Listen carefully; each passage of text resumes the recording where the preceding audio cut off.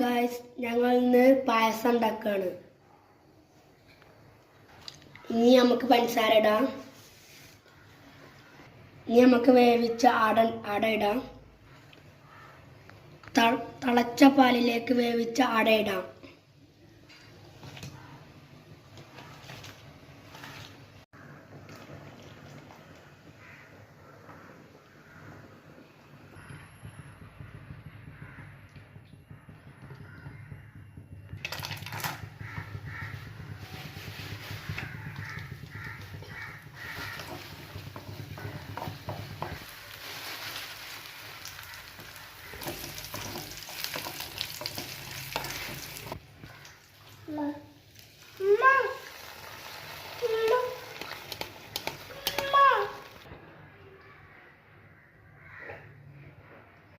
Hello guys, നമ്മളെ പായസം ഇവിടെ ready ആയിട്ടുണ്ട്.